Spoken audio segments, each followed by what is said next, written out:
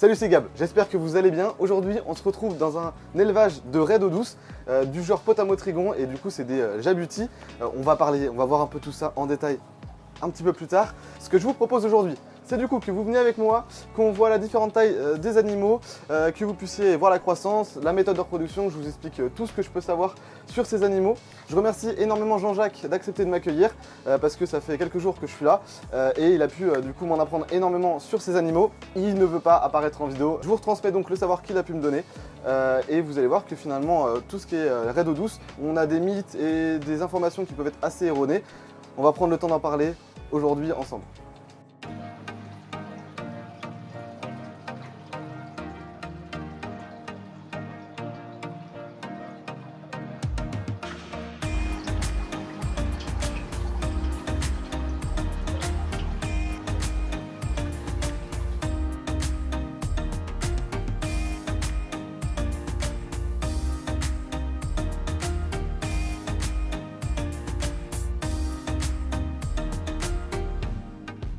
L'aquarium à côté de moi, c'est un 3,60 m de long par 1 m de large et 80 de haut. Ça fait 2800 litres et donc ça fait quand même un beau bébé. À l'intérieur, c'est de la Potamotrigon. C'est donc le genre de ces traits. Et c'est Jabuti parce que c'est l'espèce. Parce qu'en fait, il y a plein d'espèces différentes. On a la Léopoldie, la Motoro, la Jabuti. On a vraiment beaucoup d'espèces dans le genre Potamotrigon. Et c'est toutes des raies d'eau douce qui sont sensiblement similaires. C'est surtout le pattern qui va changer. Sinon, au niveau des informations que je vais vous donner, c'est sensiblement la même chose. Évidemment, dans toutes ces espèces, il y a des espèces plus grosses que d'autres, plus petites. Et même dans les espèces, il y a des souches qui vont être plus grosses que d'autres selon la sélection. Ce que vous pouvez voir aujourd'hui à côté de moi, c'est de la Potamotrigon Jabuti. Et en plus de ça, elle est jaune. Enfin, elle est blanche et jaune. Donc c'est albinos. Et ce qu'il faut savoir, c'est que cette souche d'albinisme n'est pas issue de l'hybridation entre les espèces, mais c'est bien du pur souche, comme on pourrait dire. Et donc, c'est ce qui fait un petit peu sa rareté et le fait qu'elle soit plutôt unique. À la base, Jean-Jacques est parti il y a 20 ans de souches sauvages complètement classiques en Jabuti. À l'époque, c'était même pas des Potamotrigon Jabuti parce que l'espèce n'était pas décrite. C'est ce qu'on appelait les Potamotrigon perles.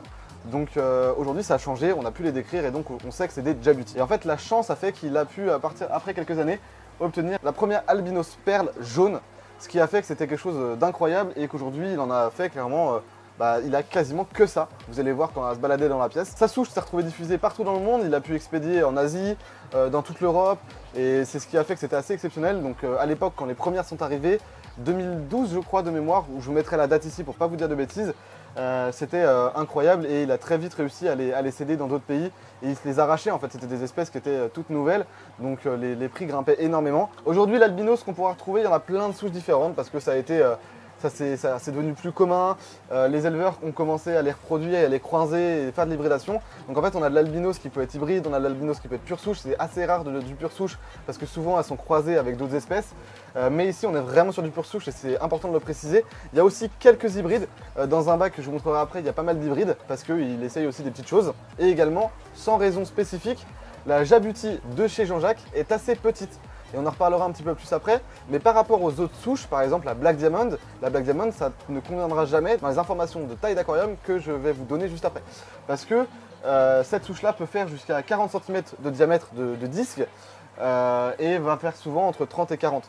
Mais par contre, les autres espèces, par exemple la Black Diamond, une espèce qui est assez connue, on va vous les vendre sous cette taille-là. Par contre, elles vont devenir absolument immenses. Il en a une d'un peu plus d'un an dans un autre bac, une Black Diamond, et vous pouvez le voir avec des illustrations. Entre Potamotrigon Léopoldie, c'est les Black Diamond, et les Potamotrigon Jabuti, il y a des grosses différences de taille.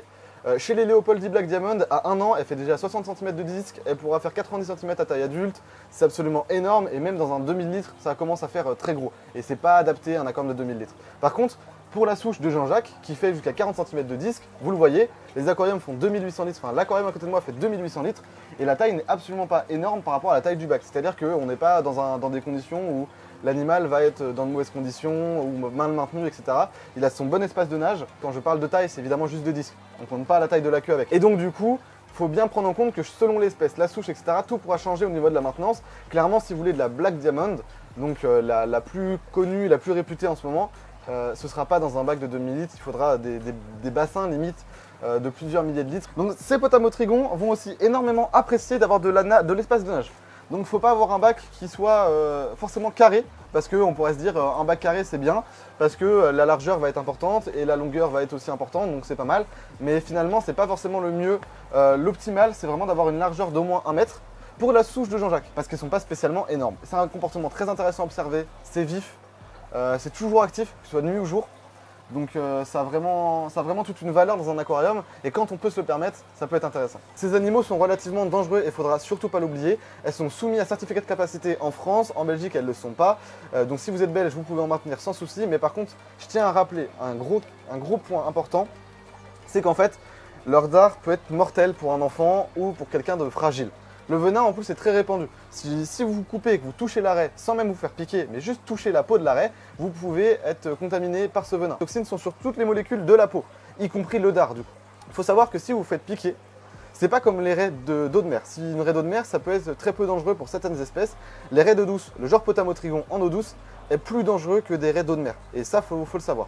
Parce que leur venin va être cardiotoxique, donc en fait c'est-à-dire que pour les gens qui sont cardiaques ça peut être mortel sur le coup, et également nécrosante dans 100% des cas. En eau de mer, ça peut être très rarement nécrosant, mais en eau douce c'est dans 100% des cas nécrosant, et donc la nécrose, si vous faites piquer sur un doigt et que c'est mal pris en compte, on peut perdre son doigt.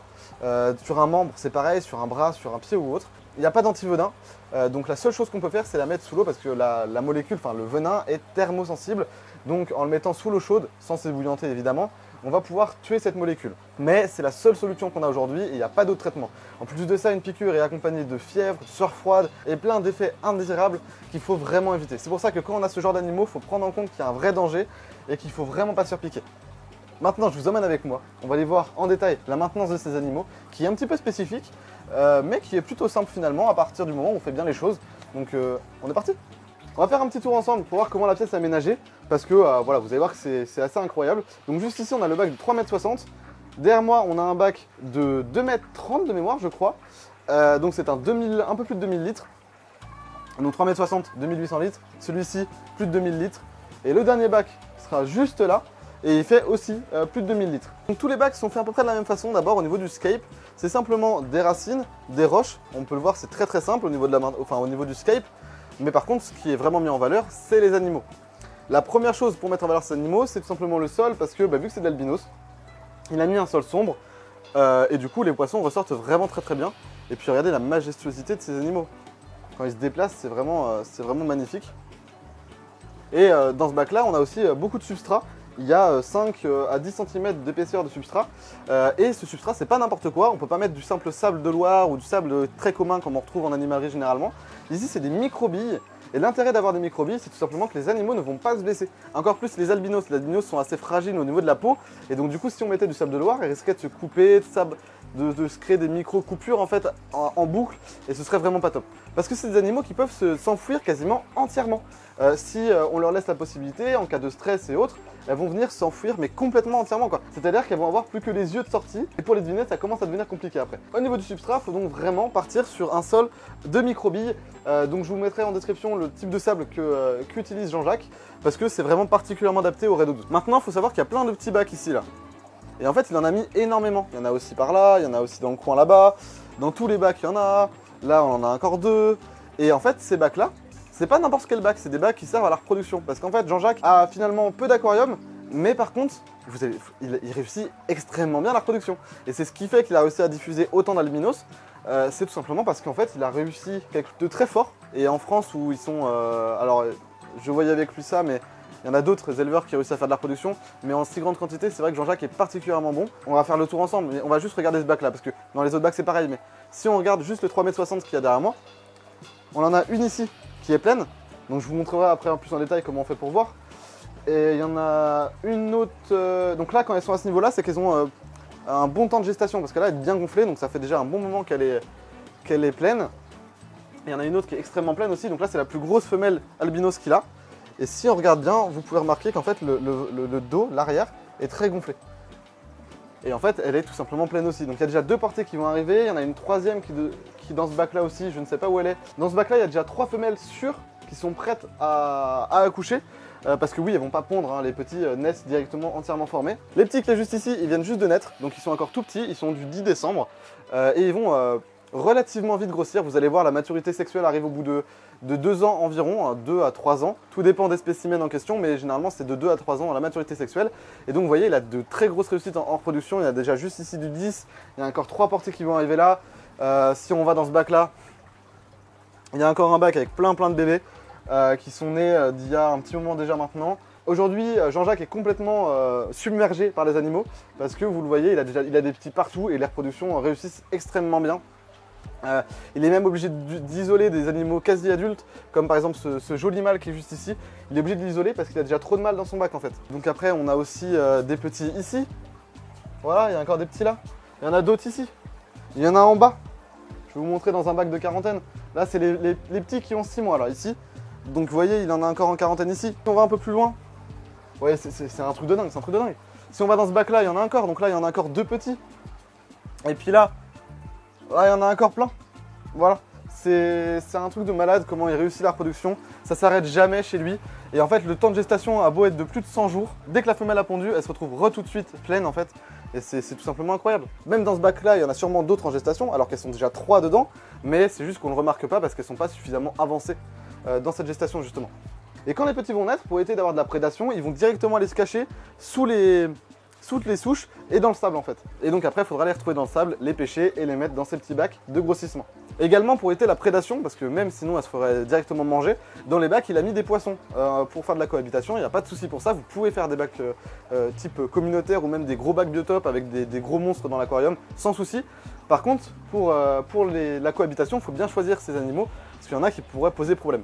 Ici, il a du Mileus, donc c'est du piranha herbivore. Donc dans ce bac-là, en cohabitation avec les raies, il y a du Mytinis et du Mileus. Donc c'est aussi 2 variétés de piranha herbivores. Et donc dans le dernier bac, ici, en cohabitation avec les potamotrions, il a de l'Uaru.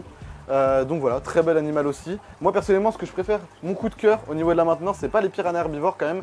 C'est vraiment les Uaru, c'est très beau avec les potamotrions. Ça passe très bien.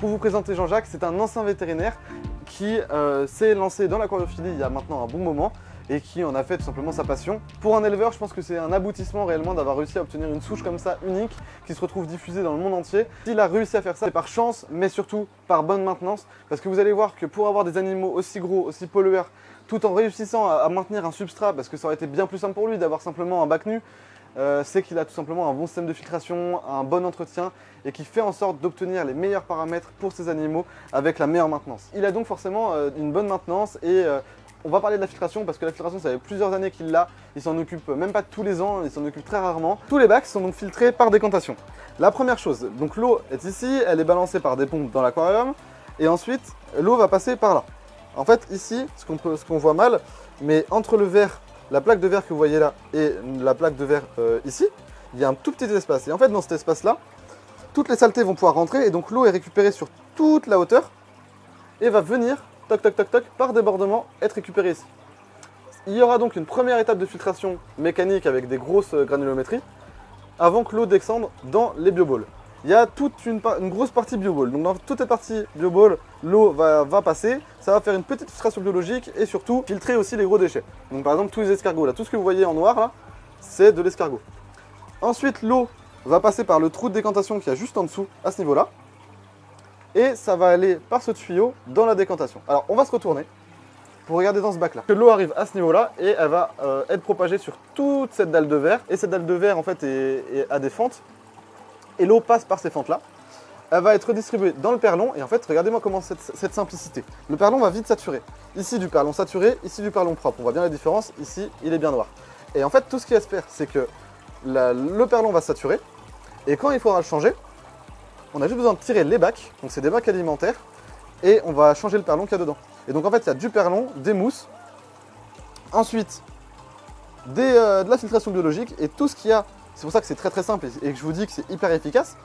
Parce qu'en fait, tout ce que vous voyez là, donc tout le reste de la décantation, donc filtration mécanique, et ensuite filtration biologique, c'est que des sacs de pouzzolane. Donc là, il y a peut-être 90 litres ou 150, il y a même plus que ça, il y a peut-être 200 litres de pouzzolane. Et donc avec autant de pouzzolane, en fait, ça fait une filtration hyper efficace pour l'aquarium. Et tout remonte par les pompes qu'il y a ici et c'est rebalancé dans l'aquarium. Pour illustrer la saleté que ça peut faire en très longtemps, ici il y a la pompe, ici il y a la saleté. Et en fait, ça fait depuis plusieurs années qu'il s'en est pas occupé et il n'y a qu'une couche de 1 ou 2 cm de saleté. Également, le deuxième paramètre qui rentre en compte, il ne fait jamais un changement d'eau, c'est-à-dire que pour vous donner une idée, tous les bacs qu'il y a ici, il ne change jamais l'eau. La seule chose qu'il fait, c'est siphonner la saleté dans les bacs où il y a les bébés, donc il fait ça 1 à 2 fois par jour, pour être sûr de ne pas avoir de problème dans ces petits bacs-là. Mais par contre, pour le reste, en ce qui concerne par exemple les bacs de décantation, il s'en occupe pas. Les changements d'eau, sinon du gros bac, du bac en lui-même, il s'en occupe pas parce qu'il a mis ça sur changement d'eau automatique. Donc c'est pas un changement d'eau automatique plutôt, c'est un goutte à goutte et donc du coup c'est un système où il y a toujours de l'eau qui sort, toujours de l'eau qui rentre. Et en plus c'est un goutte à goutte qui est pas très important. Pour un 2000 litres qui a juste un petit filet, c'est pas énorme comme consommation d'eau. Le goutte à goutte, ça a une plus-value très importante et c'est sûrement aussi pour ça qu'il réussit à avoir autant de reproduction. Parce qu'en fait, tous les paramètres sont parfaitement stables en fait. C'est de l'eau du robinet, très classique, il a un pH de 7,2 en sortie d'eau du robinet. Mais c'est un peu comme pour les discus sauvages, le principal c'est d'avoir des paramètres très stables et vu qu'il est en changement d'eau en permanence, les paramètres sont parfaitement stables. Pour avoir une telle reproduction, il y a plein de paramètres à prendre en compte. D'abord l'entretien et surtout la maintenance des poissons.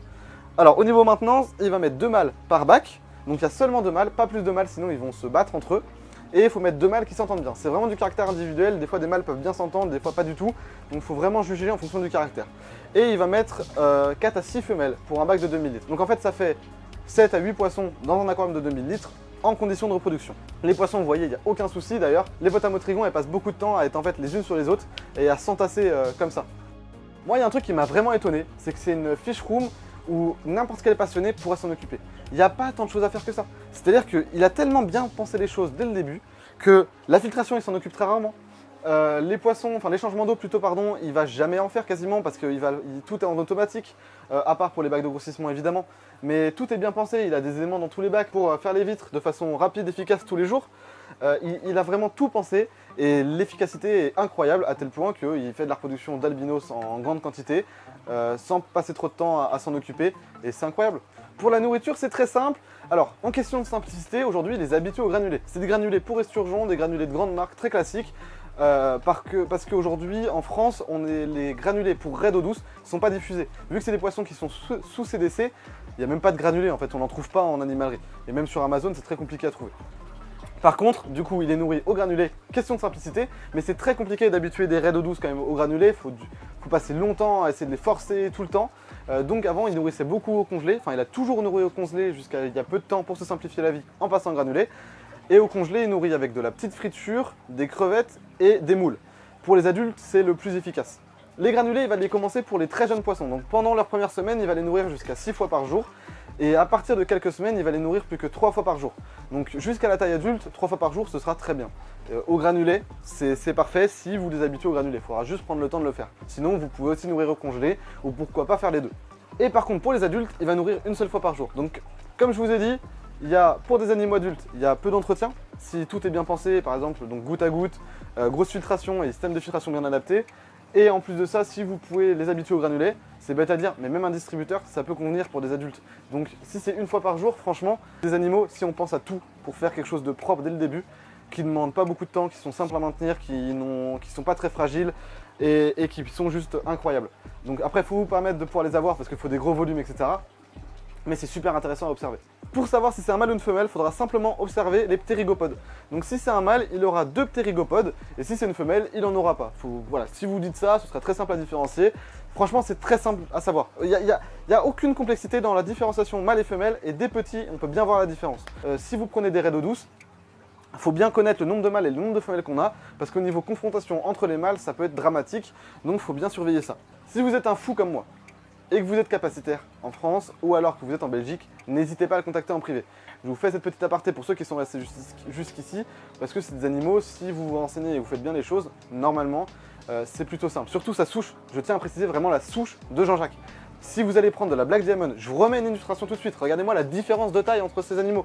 Donc si vous prenez de la Potamotrigon albinos de chez Jean-Jacques, ça peut convenir, mais si vous prenez de la Black Diamond, c'est pas les mêmes volumes, c'est pas les mêmes demandes. Avant que je vous lâche, j'aimerais juste rappeler que ce sont des animaux qui sont soumis à certificat de capacité. C'est-à-dire que pour pouvoir maintenir ces animaux, vous allez devoir faire monter un dossier, passer devant une commission qui jugera si vous êtes apte ou non à maintenir ces animaux. Et également, vu que ce sont des animaux dangereux, il y a une AOE, autorisation d'ouverture d'établissement, qui va être liée à cette demande. Et il faudra monter ces deux dossiers-là avant de pouvoir maintenir ces animaux. Voilà, si par contre vous êtes en Belgique, vous n'avez pas tous ces dossiers-là, mais même si vous pouvez en trouver à l'eau Poisson d'Or de façon très simple d'accès, je vous encourage fortement à bien réfléchir avant de vous acquérir ce genre d'animaux, car il leur faut de l'espace, surtout pour certaines espèces. Donc si vous n'avez pas les bonnes installations, si vous n'êtes pas prêt à vous motiver, à vous lancer dans cette aventure, franchement ne le faites pas. Voilà, aujourd'hui je suis pas là pour vous montrer ce qu'il faut faire pour les maintenir. Par contre, j'ai envie de simplement vous montrer que c'est possible de maintenir, mais que derrière, il faudra faire toutes les démarches nécessaires à la maintenance de ces animaux dans de bonnes conditions. Donc voilà. J'espère en tout cas que la vidéo vous aura plu, que ce petit disclaimer est assez important pour moi et donc je voulais le rappeler. Et passez à tous un très bon nouvel an. Et moi je vous dis à vendredi prochain. Salut, c'était Gab.